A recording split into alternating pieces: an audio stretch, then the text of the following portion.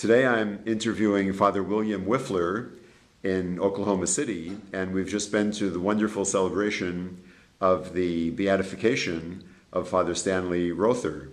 Now, Father Wipfler, I'm wondering if you could tell us where and how did you meet and get to know Father Rother?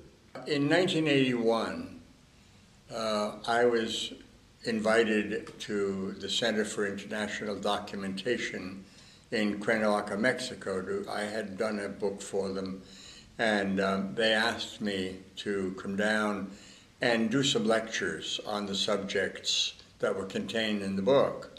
In the second week I was there, the director, Father Ivan Illich, came to me and he said that there was a visitor at the center, and he was very concerned about the visitor because of the stress he was under. It was a young priest who had been serving in Guatemala by the name of Stanley Rother, and he had hoped that because we were both Americans, I had overseas experience, that Stanley and I could sit down together and discuss the stress he was feeling because he had to leave his parish under a death threat. I understood that completely because I had gone through something similar in 1961 in the Dominican Republic, and but more than that, I was seeing so much occurring in other parts of Latin America, in other places where clergy were under constant pressure and danger, that I felt quite sympathetic to what Father Rother would be facing as he left Guatemala, I think under the bishop's orders. The bishop was concerned about having a priest murdered or arrested or whatever might occur. And so we introduced ourselves to one another. He had come to one of my lectures and was clearly under stress, clearly was feeling kind of separated from everything around him. And that was why at that particular moment I really felt sympathetic to him, because I could see in his demeanor that whatever had happened to him was a great and painful experience. We sat down together that first day he came to my lectures in the afternoon, and was not ready to communicate a great deal. Having to leave his parishioners, having to leave Guatemala was clearly a stress. And it took a couple of days before he considered the possibilities of a real conversation with me. We sat out on the lawn in the afternoon, and he was on the verge of tears a few times because he felt this terrible separation from his people. And then finally we got into a stage where we could talk about the death threat as being a piece of the stress, but the bishop having asked him to leave was, I think, the deepest part of the pain, and having to leave behind an uncertain situation. During that week, that first week, it was largely the laying out of his stress, of his pain, of his anxiety about what was happening in his parish. He was going to go home. I had a feeling that he would go back to his home in Oklahoma, and I had hoped he would stay until the all clear was given. By the end of our time together, I knew that he was not going to stay in Mexico many more days. He was now torn between two different homes. Guatemala was, of course, the home of his heart at that time, but he recognized there was family back home, that there were friends back home who would be comforting to be with, who would maybe have some good advice for him, and where he would find some companionship, friendship. He, at the end of that week, the second week, he did say goodbye. I think that he was going now determined that he was going to go back to Guatemala. There's no question, but not at that moment. He was going to go to his family, and I assumed that he was waiting for an all clear from the bishop, that at some point he would be told, yes, he could come back. He called me twice at my office at the National Council of Churches in New York, and then he dropped me a note thanking me for the 2 weeks we had spent together, and saying that it had been more than comforting, that he had been given an opportunity to consider the emptiness, consider the fact that he could be a danger to his congregation by staying. And then suddenly there was silence. No letters, no telephone calls, until on a Tuesday. I remember it being a Tuesday. The New York Times, I had delivered the typical situation of a daily large newspaper coming to your home, and I opened it up, and on the bottom corner of the front page, there was a notice that thieves had entered the home of a young priest in Guatemala, and he had been murdered, and his name was Stanley Rother. I just broke my heart. It was one of those situations where a friendship had arisen in only 2 weeks, a friendship of, I think, common concern. For me, I had survived a heart attack, and he understood what it was to face some of the difficulties as a missionary in an environment of a dictator, he in the environment of a military government. And I was shocked to see this notice, because I knew that it was probably not thieves. I just had that feeling. And then, as fortune would have it, as God would have it, I guess, a letter from him arrived the next morning. And it was 6 pages long, and it was a description of the conditions in Santiago Atitlán. A powerful description of how serious the situation was, the entry of the military. He mentioned in it he was not sleeping in his home 2 nights in a row. He would stay with parishioners or out in the country. And I read the letter and I said the New York Times was wrong. And I immediately called, and fortunately was allowed to speak to the people from the editorial page. I told them what the situation was, and they asked if I could bring the letter to the New York Times, because I was working in New York City at the time, and I did the next morning, and was surprised at an early hour. I think I was there at 8:30 in the morning. I carried the letter into the office, and here were 3 members of the editorial board who had it duplicated. They read it. They asked my permission. I said, absolutely, publish it. And they said, no, we want you to do an introduction to it. People have to understand what this is. And it was a powerfully written letter, because it was all personal experience. And I wrote an introduction, explained who he was, and made reference to the what I felt was a government release of how he died, and gave my own conclusions that the man was assassinated. He was not murdered by thieves. And it was published. It was half of a page of an editorial page of the New York Times, which was a lot of material. It was virtually the entire letter, except there were some personal references to other people. There were some references to some places that I felt would be inappropriate to publish because it would endanger other people.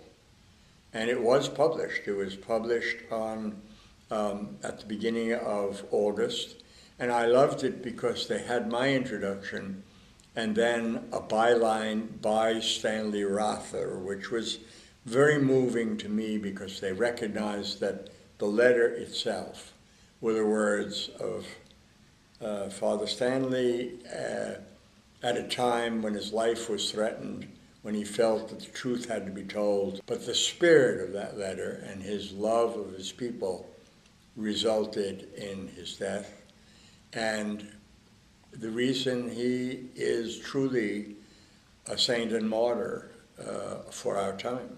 He was really identified with the poor and the cause of the poor, and he was critical probably of human rights violations by the military government, and so that absolutely got him on the death list. Yeah, and the other thing that was so important to me was he was a young man. I only found these details out later. A young man who really had some trouble with his theological studies, the learning of Latin, the other parts. And yet when he went to Santiago Atitlán and the surrounding area, he not only learned Spanish, he also learned the language of the people. There were so many languages in Guatemala. This was a tribal language. And then actually went into the translation of the New Testament into that language. So in spite of the academic difficulties he had in seminary, he ended up doing a brilliant work of providing the New Testament in the language of the people so it could be preached. He learned how to speak their language. And I understand, I'm not that kind of a linguist. I understand that he was quite fluent in it, and that it was seen as a tremendous loving gesture on his part to learn that language and then to do something with it so that they would have a tool for their own Christian faith. Now, Bill, I'd like to ask you to comment about the U.S. connection to all this, the U.S. connection to repression in Guatemala and the dictatorship. In 1954, the CIA was involved in a coup against the democratically elected president of Guatemala, Arbenz. And I think ever since then, there was escalating U.S. military and political support for the military dictatorships in that country. I'm just wondering if you can elaborate on that a little bit, or even put that in the context of the rest of Central America and South America, which you know so well from your work with the National Council of Churches. I think that the period just prior to this period of the 80s, which I think really it all began in the middle of the 50s and then went on from there with largely dictators who had military backgrounds being the ones supported in both their coups and then in their ruling in all of the countries of Central America, in many of the countries of the South America. What was so embarrassing for me as a pastor and an American citizen working in these areas was always the fact that there were so many military trainers training. They supposedly never carried guns. They were only there to improve the military.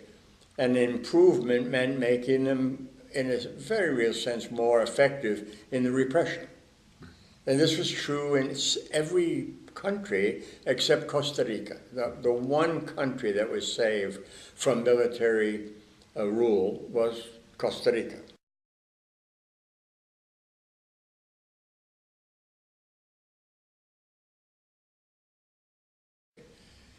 Yes, being trained by the United States, but the tragedy was being more effective in the repression. That was the vision that was constantly present. And I think that Stanley Rother, was sensitive to that.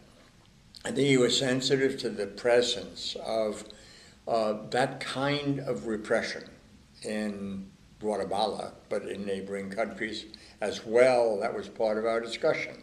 He had been preaching and teaching and engaged with the impoverished, with the farmers, with the peasants, and the landowners, the people of power and wealth, were very bothered by that a priest was not first related to them, that a priest was not doing what their wishes were, and was interfering with, the kind of slavery that comes from impoverishment. The status quo. The status quo, the ease of paying people 50 cents a day for a hard day's labor.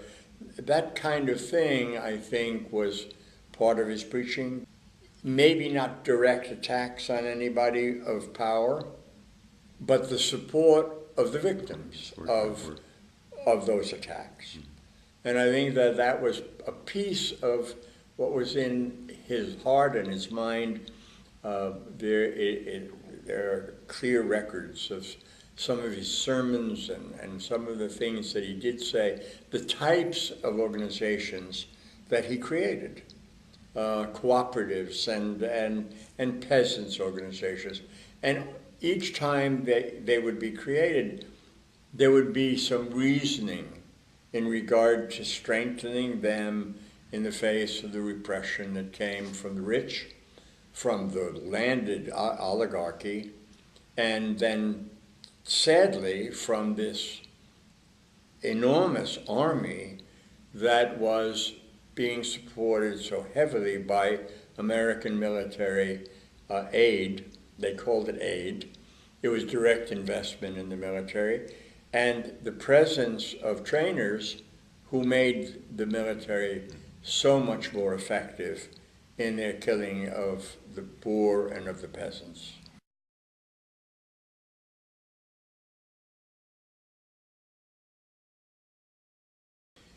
I was very moved to see the number of martyrs that within the life of the churches actually, throughout Latin America, during the 20-year period of the 70s and the 80s. The martyr list is enormous. And I believe that it's a measure of the church's authenticity in preaching the gospel that led to those numbers being so high for the churches, because it was in clear contradiction of a system that I'm embarrassed to say it and repeat it, a system that was nurtured to such a heavy degree by the investment from the United States. And that was at every level. It was the investment in the oligarchy because of the way in which funds came in to support that part of society. It was an investment in the military, making them terribly efficient and heavily armed, in spite of what they were doing to the citizenry, and which made, in a very real sense, nations that have had this wonderful history of Christian Catholic education and teaching and the presence of the church, making those nations into nations that sacrificed a large part of the believing population, people who lived their faith. Now, there's that phrase that I think is very telling, that U.S. foreign policy largely has been based over the decades on making the world or keeping Latin America safe for U.S. investment. That's and right. I think that's a large part of U.S. reasoning and motivation. The world to prevent any kind of socialist movement, because that would not be an environment favorable to unlimited and untrammeled U.S. exploitation and investment. I think that combination, of capital and of military might, really expressed itself from the 1954, that first coup in Guatemala, which was a CIA developed and run from outside of Guatemala completely to overthrow a democratically elected individual, a president. Those were the seeds. The next big entry of seeds was the Brazilian coup in 1964, 10 years later, when a succession was interrupted by military. Then Chile, I mean, if you're looking, it's 1973, 10 years later, in Chile, when Salvador Allende was overthrown by the military, and we had some of the worst examples, horrendous examples of torture and disappearance. The United States, in order to, and the lies that were told about the nature of the governments that were either attempting to develop changes in the life of a country, the lies that were told about their dishonesty or whatever it may be, were always so carefully undergirded by heavy U.S. investment. Heavy U.S. investment in the new government, which was usually a totalitarian government, a military government, a dictatorship. Now, Bill, I noticed today in the beatification ceremony and in the decree of beatification that there was great emphasis on the fact that Father Rother was a martyr of the faith and for the faith. And I think maybe that emphasis is meant to counteract a criticism that has been brought, for instance, against the beatification of Archbishop Romero and other causes of beatification. Whereas the critics will say, well, they were not killed, they were not martyrs of the faith, they were not killed because of the faith, they were killed because of their social or political commitment. How would you address that? Well, I believe that people or institutions that use that argument probably haven't read the New Testament.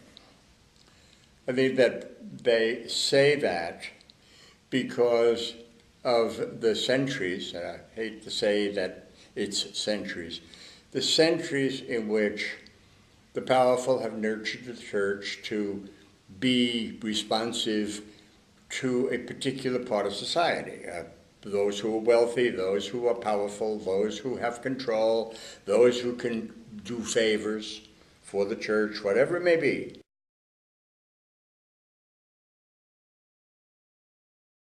It was because he was making direct attacks by the way in which he spoke about the sins of the world, the sins of power, the sins of government not being government that cared for the people.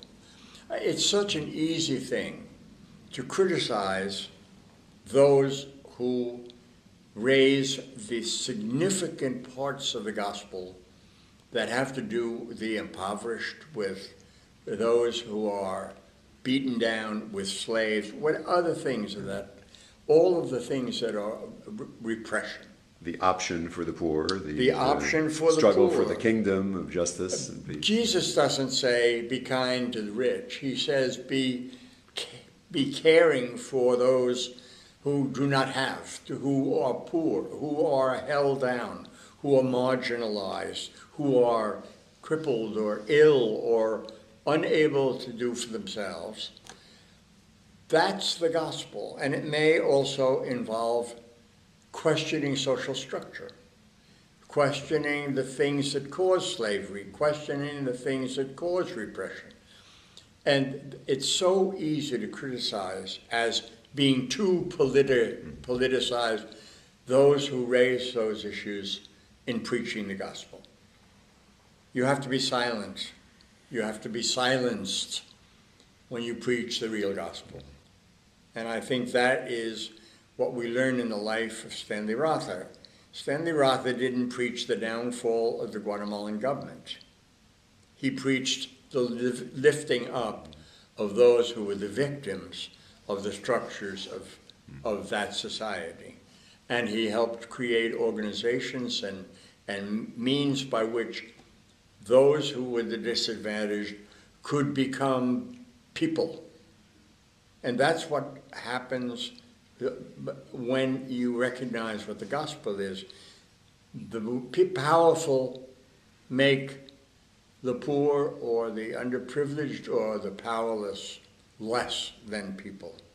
And I think that was Stanley Rother, that's what Stanley Rother was preaching, that caused him to become a true martyr of the faith.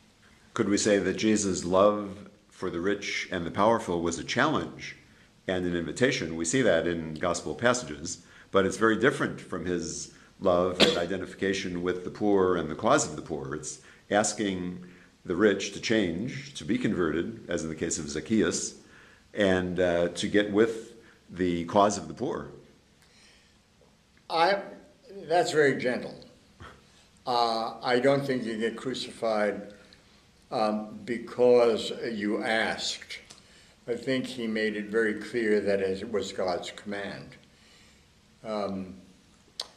Jesus is kind of reduced to a pretty weak figure whenever we ignore the part of the gospel where he makes clear who he judges and condemns as the repressors, those who hold people down, those who steal from the poorest to make themselves richer. All of those things are truths that in polite circles we ignore. And I think that Stanley Rother recognized that he was not in those polite circles, and that distressed the military, it distressed the wealthy of the area, the privileged of Santiago Atitlán and beyond.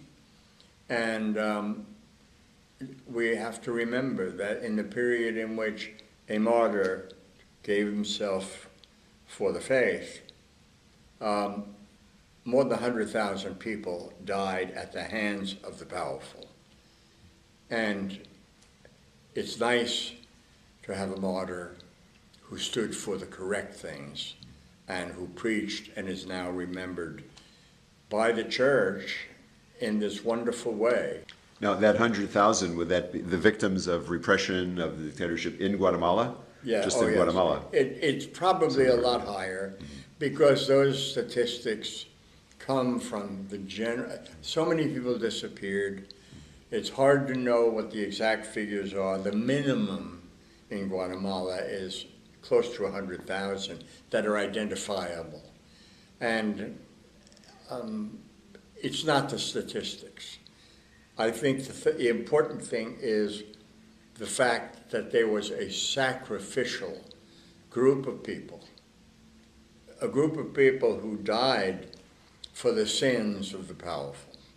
Well, Bill, I want to thank you for these reflections, and I know that they come not only from your theological background and knowledge, but also from your many years of experience in working with the National Council of Churches in relation to Latin America, and also, as you've mentioned, your pastoral experience directly in the Dominican Republic under the Trujillo dictatorship. And as you mentioned, you were on a death list there, as Father Stanley was in Guatemala, and your experience in Costa Rica, and your close contacts and friendship with so many leaders of the prophetic church throughout Latin America and other parts of the world.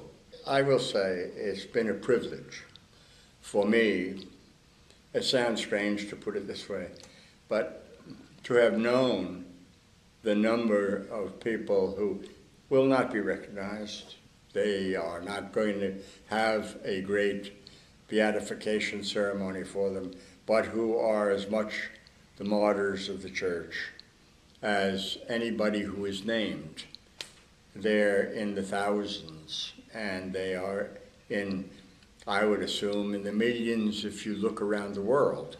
I think All Saints' Day is an important day in the year when the unnamed martyrs and saints of the Church should be in our hearts and our minds, because any of us who consider ourselves Christians, they free us. And they free us to be truthful.